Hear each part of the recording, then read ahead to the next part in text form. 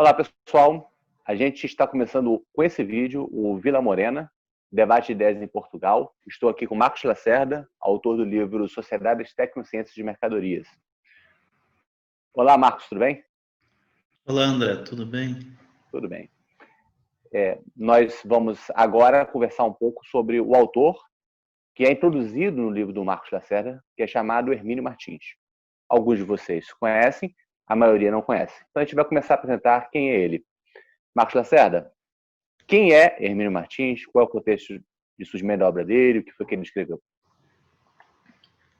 Hermínio Martins é um sociólogo português, nascido em Moçambique, um período que Moçambique fazia parte do Império Colonial.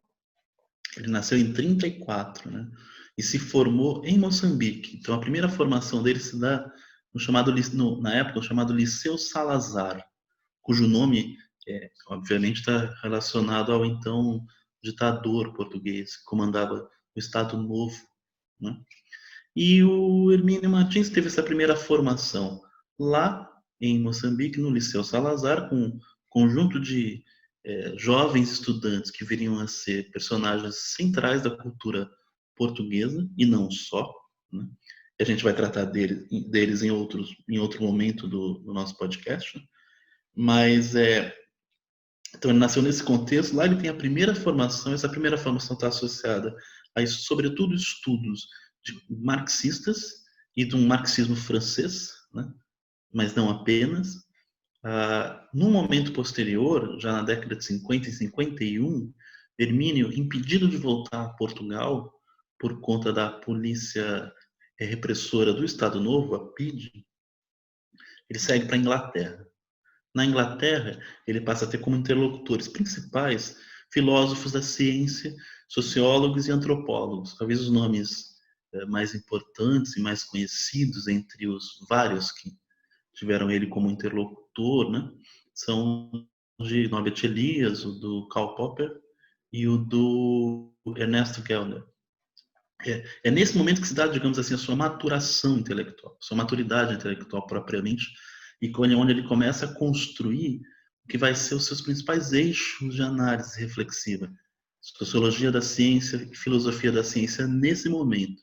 Mas também, que é um dado muito significativo para a nossa conversa de hoje, a sociologia e a análise política de Portugal. E de Portugal do século XX a princípio. Porque é nesses momentos que aparecem os primeiros textos, artigos do Hermínio Martins sobre Portugal, que depois vão ser publicados em língua portuguesa já na final da década de 90. Portanto, Hermínio é essa figura que nasce em Moçambique, no período associado ao Império Português. Moçambique fazia parte do Império Português, ele era de uma segunda ou terceira geração de colonos, né?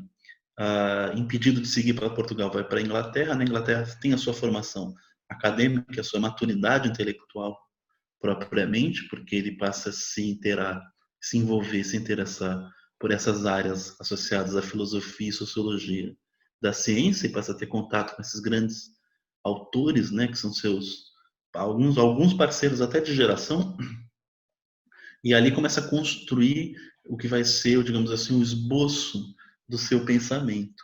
Já naquele momento, isso é bem interessante da gente ressaltar, já naquele momento situado entre a parte da teoria, quase até, em certa medida até a meta-teoria, e uma parte de análise específica de Portugal.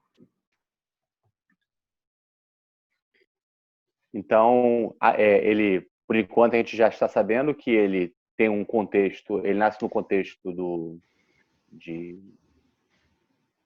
Império Português, e na sua obra ele tem tanto uma frente de reflexão de filosofia da ciência, quanto também uma frente de reflexão sobre Portugal, sobre a história de Portugal, sociologia portuguesa. Teria mais algum outro aspecto da obra dele, além desses dois? Nesse momento, não, entendeu? Nesse momento, o início, né, da sua produção teórica se situa nesses dois eixos. Análise política de Portugal, onde vão aparecer os seus primeiros textos escritos em língua inglesa naquele momento, né, mas que vão ser muito, muito relevantes os historiadores e para os sociólogos que vão trabalhar com a temática do Estado Novo e com a temática também da Primeira República Portuguesa, que antecede, né, o Estado Novo, e também com os sociólogos e teóricos que vão trabalhar com a questão da problemática, digamos assim, da sociologia da ciência, no primeiro momento de âmbito associado a Thomas Kuhn, e também em relação à problemática do tempo na discussão da sociologia. Então, nesse momento ele escreve, por exemplo, para a gente situar o ouvinte, 2 artigos extensos, né, que são considerados artigos, em certa medida, precursores de muitos estudos em sociologia da ciência e em uma sociologia voltada para analisar a problemática do tempo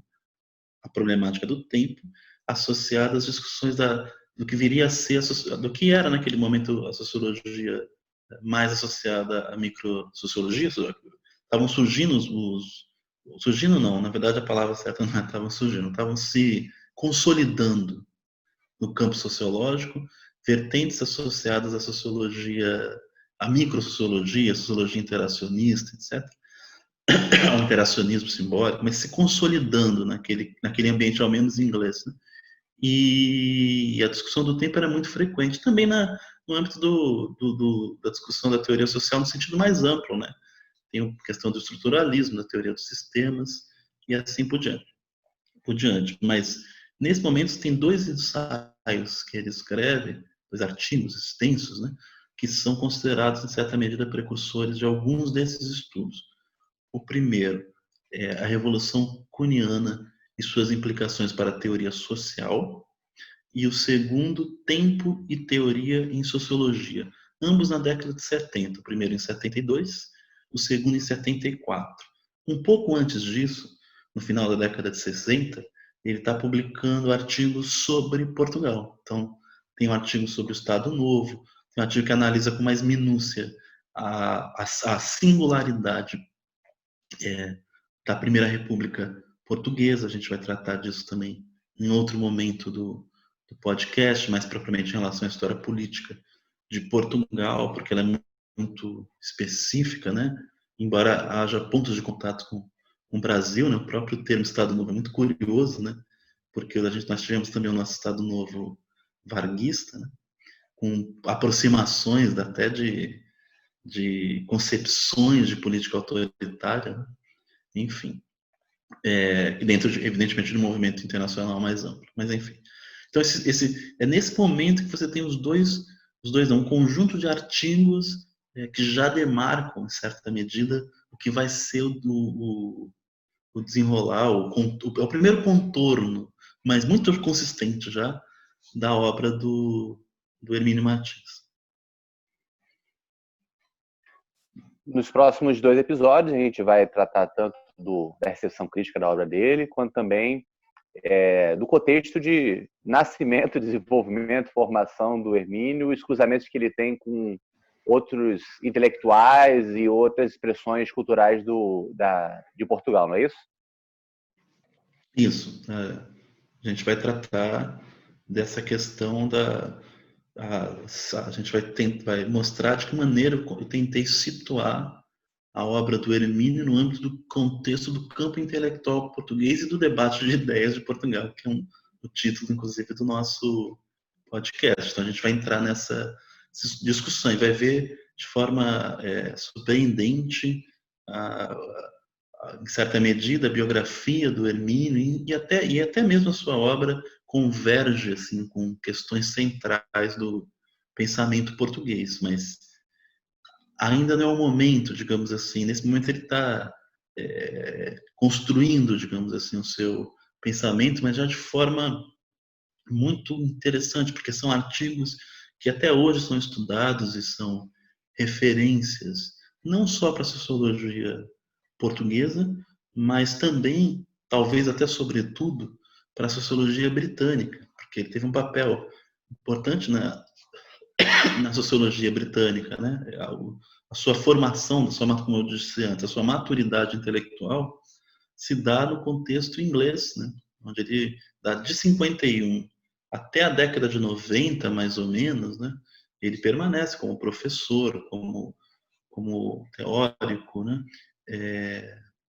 Entendeu? Então, assim, tem essa questão do contexto inglês é fundamental, ou seja, de formação associada ao campo intelectual, nesse momento, inglês, mas sempre com Portugal como tema, entende?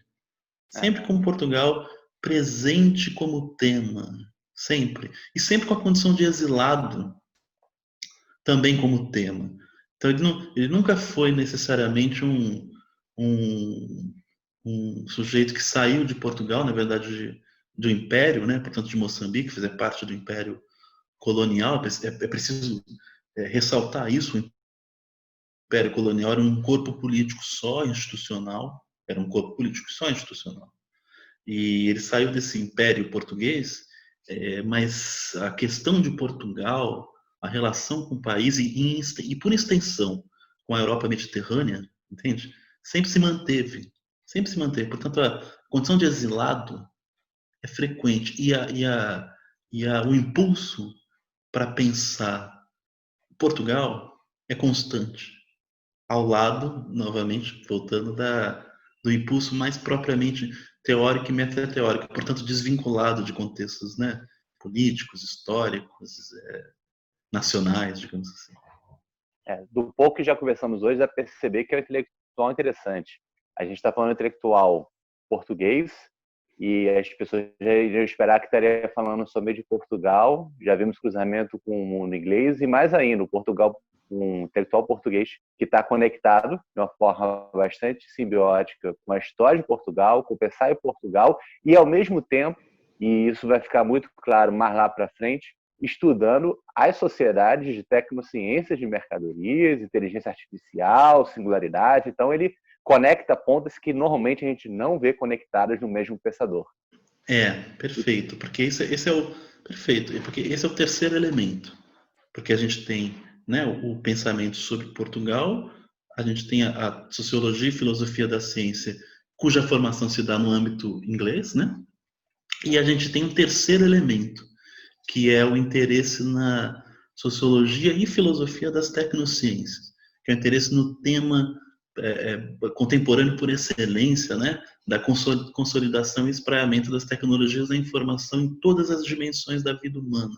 E para além da vida humana, também na biosfera, né, em todas as dimensões do real, digamos assim. Então, o interesse nas tecnociências e nas tecnologias de informação no sentido mais amplo, né, também são partes, é uma parte vital da sua obra, que depois, no meu entender, né, como um dos autores, porque depois a gente vai conversar um pouco sobre a fortuna crítica da obra da obra sobre a obra do Hermínio, né? A minha é apenas uma delas, mas no meu entender a parte central da sua contribuição intelectual, ela se dá sobretudo no âmbito da filosofia e sociologia das tecnociências, mas isso acontece num segundo momento, e eu vou já tratar dele agora, porque já no final da década de 90 a obra do Hermínio Martins começa a ser mais publicada no âmbito da língua portuguesa. E aí a gente tem como marco dois livros. Um de 96, que é o Hegel, Texas e outros ensaios em teoria social. Esse livro reúne esses dois ensaios que eu mencionei de teoria sociológica, tá? Sobre Thomas Kuhn e o sobre o tempo e teoria, né, em sociologia, e mais dois sobre sociologia da tecnociência, entendeu? Que vão se transformar no grande objeto de análise do Hermínio Martins. Então, Hegel, Texas e outros ensaios de teoria social, publicado em 96, em língua portuguesa. E o segundo livro é justamente sobre Portugal, publicado em 98 pelo ICS, que é o Instituto de Ciências Sociais da Universidade de Lisboa, né? Classe, Status e Poder, e outros ensaios sobre Portugal contemporâneo, que reúne justamente os ensaios que ele escreveu sobre Portugal no final da década de 60 e 70, ou seja, aquele contexto inicial que eu contei no início da nossa conversa, entende? Então, você tem os ensaios sobre Portugal publicados num livro no final da década de 90, em 98, mais propriamente. Isso eu tenho os ensaios sobre teoria social, teoria sociológica em geral, junto já com novos ensaios sobre sociologia e filosofia das tecnociências, publicado também na década de 90 e 96. Você veja como é simultâneo essas duas grandes, entre milhões de outras. Né? O Hermínio é um escritor, um teórico muito prolixo, ele é muito variado, ele tem uma sede de saber e uma erudição exuberante, né? Então, entre outros, né? Mas esses dois movimentos, digamos assim, do pensamento dele estão presentes sempre simultaneamente. Foi isso que eu apresentei na introdução do livro. Foi isso que eu notei no primeiro momento quando eu estou fazendo a pesquisa inicial, né? A pesquisa exploratória, né? Sobre a obra dele. Então você tem esses dois momentos e surge um terceiro, que é esse ligado à sociologia e filosofia das tecnociências, e que é, como eu posso dizer, é também precursor, entende? Nos estudos, não só em língua portuguesa, mas para além da língua portuguesa. É também precursor, mas é um terceiro elemento que vai se destacar, em certa medida, posteriormente. E nesse terceiro momento que vem o experimento humano, né? Que é um livro dos maiores dele, né? No próximo episódio, a gente vai deixar até mais claro o que quer dizer Vila Morena, quando a gente pegar o contexto da emergência do pensamento do Hermínio, como é que ele está completamente circulado com a história de Portugal. E, posteriormente, a gente vai entrar em debates também sobre filosofia e sociologia das tecnociências. Para terminar hoje, Marcos, como a gente vai sempre fazer nos episódios, qual é a música aí que termina hoje? Qual a música? Bota qual música aqui? Rapaz, eu quando fui para Portugal fazer essa pesquisa e escrever esse livro, né, eu já adorava fado, quer dizer, o fado já era a melhor coisa do mundo, então eu já adorava fado, ficava ouvindo fado, e estando em Portugal, conheci evidentemente muito mais compositores e cantoras e compositoras de fado, né, muito além do que se conhecia no Brasil. Então, o fado era uma presença central, era e né, e continua a ser. Mas, ao mesmo tempo, eu também conhecia a chamada canção de intervenção portuguesa, que é a canção política, que foi desenvolvida a partir da década de 60, mais ou menos, num âmbito ainda de um regime muito autoritário, muito violento, que foi o regime do Estado Novo Salazarista, né? E aí surgiram uma porção de grandes compositores, assim, ligadas a essa canção, chamada canção crítica, né? Essa canção de intervenção, essa canção política, mas ao mesmo tempo formalmente muito sofisticada, não era não era meramente panfletária, era formalmente muito sofisticada. Entre esses autores, 4 que tomaram conta da minha cabeça, que são o Zeca Afonso, o José Mário Branco, o Fausto, o Zeca Afonso, o José Mário Branco, o Fausto e o Sérgio Godin. Mas ao invés de apresentar uma canção mais forte, mais violenta, mais pesada, digamos assim, para a gente fechar, eu vou apresentar uma canção mais suave, linda, sobre Lisboa e sobre a Lisboa moderna, sobre a Lisboa pós-ditadura, sobre a Lisboa cosmopolita, né? Que é a canção Lisboa que Amanhece, cantada pelo Sérgio Godinho. Tem uma versão dessa canção em parceria com Caetano Veloso, que é assim, deslumbrante. É Portugal, é Lisboa. Que delícia. Então, pessoal, acompanha a gente. Vamos agora soltar a música. Eu perguntei isso, para quem não conhece, que Lacerda também tem suas facetas. Uma delas é ser um dos principais especialistas de canção no Brasil, né? Então, é uma faceta também. É que nem Hermínio, tem várias facetas. DJ, solta o som então. Tchau, tchau, pessoal. Até mais.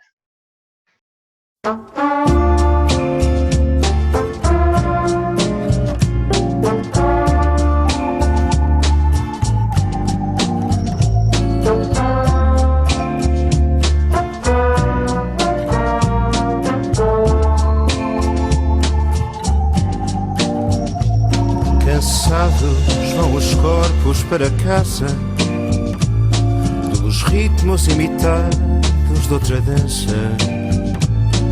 A noite finge ser ainda uma criança de olhos na lua, com a sua cegueira da razão e do desejo.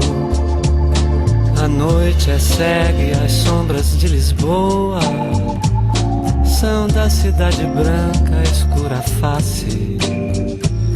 Lisboa é mãe solteira, amou como se fosse a mais indefesa princesa que as trevas algum dia coroaram.